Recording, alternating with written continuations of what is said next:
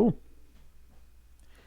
Hey everybody, this is Alex Merced from alexmerced.com, and here I am with a vice presidential candidate, Spike Cohen. Tell us a little bit about yourself, tell us a little bit about what you're doing, and how's the year been? Year's been just amazing so far, just like everyone else's. Thank you so much for asking.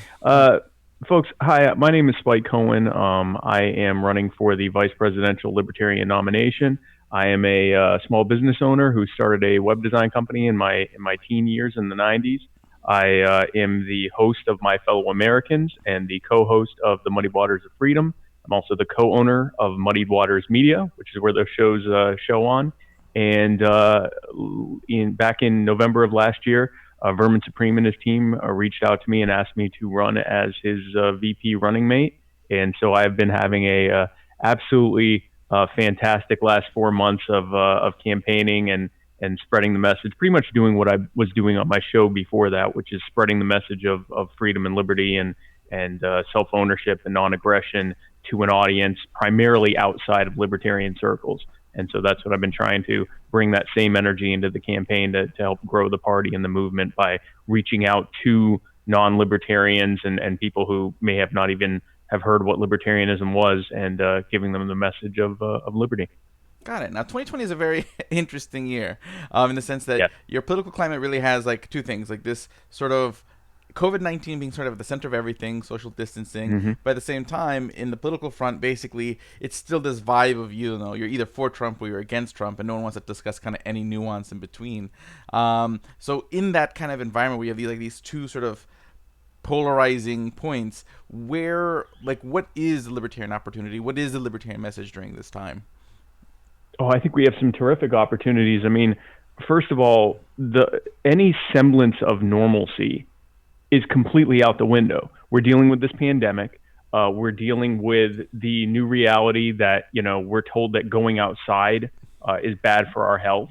And I think before we get into a debate about how serious the situation is, I do think COVID-19 is very serious. I think that the idea that we shouldn't be allowed to sit at a park with our own spouse or some friends that are a few feet away from us should be some kind of violation of the law. I think that's taking it too far. But we live in this kind of post COVID reality that we're still experiencing, and so it sort of knocks our sense of normalcy completely on its side. Also, it's very easy to. I find it interesting that so many people will say, well, how could you be a libertarian during all of this? And I think, well, how could you not be? If you look at the timeline of how this happened, putting aside all the lies and obfuscation from the Chinese government, which allowed it to become such an outbreak in the first place. If you look at what happened once the outbreak actually got here, once infections got here to the U.S., for the first at least 6 weeks of the outbreak here, the CDC was effectively barring anyone from doing any testing for COVID. So you had doctors and universities and hospitals that had patients coming in saying that they had been to Wuhan province who had symptoms that were synonymous with the coronavirus, and they were being told, no, you can't test. You have to fill out this application before you can test, and it can take however many weeks or months before you'd be allowed to test anyone. Which, of course, by then, I Mm-hmm. mean, they'd still be waiting for their application to pass before they could start testing people. And so, thanks to some people like Dr. Helen Chu and some others who said, no, my Hippocratic Oath matters more than your federal regulations, they went out and tested, went around that, and tested patients for COVID, got a positive results back. The CDC initially told them to destroy the results and all of their remaining test kits and not tell anyone. Thankfully, their response to that was to again illegally go around the law and release those results to the public. And finally, the CDC relented as a result, and now they're allowed to test. But we're way behind on that. But that's part of why this outbreak is as bad as it is here, is because they weren't allowed to test in the crucial time that it could have potentially been contained. So then what they do is they have the states overcorrect by telling us we have to all stay home, unless of course we have to go to a grocery store and all huddle together to get the same groceries and fight over the same groceries and be basically as close together as possible, and then go to a cashier who then takes stuff that we've just been touching and then hands it back to us after they've scanned it through, and they take our card and then run it through and give it back to us, or they take our cash and give us change. So they're vectoring nice and well to everyone there, or going to the bank or a pharmacy or any of the other essential businesses that are open, that they continue to spread it. Meanwhile, at the same time, they're causing mass poverty if this continues, with people that aren't able to work because their job has been deemed non-essential. And so you're looking at people that are going to have less and less money, and things are going to get tighter and tighter. Thankfully, in a few weeks or maybe months, we're going to get a check for $1,200, that's borrowed against the $17,000 per person in debt that they ran up. And they're basically creating the conditions for the purge, because at the same time, the police are so busy making sure that groups of 10 or more aren't standing together in a park, that they're increasingly not responding to calls like breaking and entering and car theft. The kind of things that people would do if they're desperate and low on money, and need to be able to feed their families, or just want to take advantage of the police being predisposed with something else. So I think the conditions are amazing for someone to say, look how the Democrats and the Republicans, and in a more broad way of speaking, look at the cult of the omnipotent state has failed you. The idea that government is here to protect you, when it has basically unleashed a terrible thing on you, and then has put further impositions on you to try to overcorrect for that. And then when you look at the fact that now Donald Trump and Joe Biden can't walk into stadiums and have a bunch of people behind them, a bunch of AstroTurf people behind them, to give them the illusion of inevitability or popularity. Now they're just a bunch of guys in front of webcams like us right now. So it really does a lot to bring down the entire. I love the term cult of the omnipotent state, to bring that down to the myth that it is, while also bringing down those people down to just being people in front of cameras like the rest of us, except they're people in front of cameras whose ideas suck. So I think it's an absolutely incredible opportunity we have. Got it. Okay. And then with now, far as like internal like party, like basically with this environment, things have changed. Like conventions have been canceled, they have been readjusted. How's been campaigning in that environment and dealing with this sort of shifting environment right now, with events?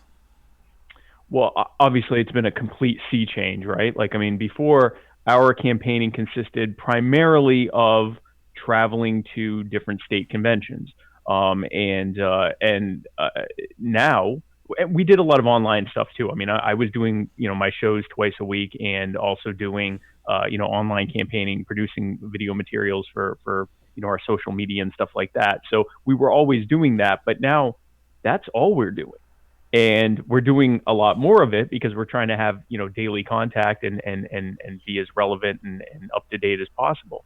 But it completely shifts everything, and it remains to be seen whether that'll be a positive specifically for our campaign or not.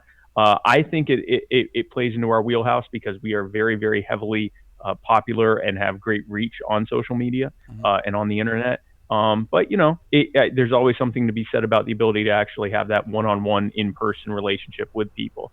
With that said, I've been going to Zoom conventions, with the states that have opted to have their convention via Zoom calls and things like that. I just did the last weekend the Libertarian Party of North Carolina convention, and I'm setting up to do others as well. I've been distributing campaign videos, stump speech videos for those who aren't having actual candidates attend, so that their members can at least see the video. So we're adapting. But as a campaign that is been producing online video content since before this campaign even started, I think that gives us uniquely good footing for what we're doing. But it completely throws out any of the calculations people had before. I mean, it's looking like a lot of states aren't even going to have primaries, so it completely changes everything. And again, we also don't know what the convention is going to look like, or if there's even going to be a convention, in-person convention. So I think we've adapted pretty well, though. Awesome. And okay, and basically you're running as the running mate for Vermin Supreme. Now, Vermin Supreme is definitely a. I love Vermin. I consider him a buddy. Tell him I say hi. But a lot of people are skeptical of the case of him as the presidential candidate. So, what is your argument? What is your case for Vermin as a 2020 candidate? Well, first of all, we totally respect the concerns and um, the reservations that some people have about not necessarily Vermin specifically, because Vermin's an amazing person. If you know him, you obviously have gotten to know him, and many others have as well. He's an absolutely terrific guy. We get the reservations to the style of messaging and the satirical approach that we're using. It's actually a concern that I shared as recently as last summer, before I had him on my show and looked more into it. But I will say this: I've always enjoyed Vermin. I've been following him since either '08 or 2012. I can't remember which cycle I first heard of him in, but I've always been kind of fascinated with him and thought he was terrific. But I wasn't. I was concerned about the idea of him as the actual bannerman for the Libertarian Party. Here's what I realized though: if you look at, first of all, he is a down the line across the board libertarian, just like me. We are both we agree 100% with the Libertarian Party platform. We are both very strong believers in self ownership. We believe that you own yourself, you own your life, you own your body, you own your labor, and you own your property. No one should be able to take any of that from you, even if they call themselves the government. And we are down the line libertarians in every possible regard. Second of all, Vermin has incredible popularity outside of Liberty circles, which is something that pretty much none of the other candidates can really say. And that's not to take anything away from the candidates. I have a tremendous amount of respect for a lot of the people that are running, and I think we have a really good field, and we there are many of them that if they got the nomination, we would be in a good footing. Vermin has a very unique situation where he is incredibly popular outside of Liberty circles. We're seeing that right now firsthand with Bernie Sanders officially dropping out and all but endorsing Joe Biden. We are seeing literally thousands of people who are saying, "I'm voting for Vermin Supreme because Bernie Sanders is out." These are not people that would. A lot of them either don't care about libertarianism or are actually hostile to the idea of libertarianism. But Vermin presents an opportunity for us to, I like to call it, boot pill them into libertarianism. First, get them. They love Vermin. They love his message of basically sending a big fu to the establishment by voting for him, and that opens the door for us to talk about why Vermin's a libertarian, why I'm a libertarian, why we are libertarians, why we believe that the things that they hate about the establishment are always going to come from Republicans and Democrats, and from the idea of government being this wonderful thing that's always going to help you. And it gives us an incredible opportunity to bring them into the movement and into the party. He is a media magnet. People cannot not pay attention to him. He sucks all the air out of the room, which we've seen that employed. We saw Donald Trump employ that in the last election cycle. It was hard for his opponents to get any attention because he was able to suck all the air out. Now he did it with really toxic behavior. Berman's able to do it with very good-hearted, cheery satire that makes people happy and knocks down their cognitive defenses so that we can actually give them a serious message. So he presents a very incredible opportunity, especially in this cycle, for us to get unprecedented gains. The one thing I say is, we're always saying to each other, imagine if we had a libertarian presidential and vice presidential candidate who are completely principled libertarians. We don't have to worry that they're going to go off message or say something that isn't libertarian.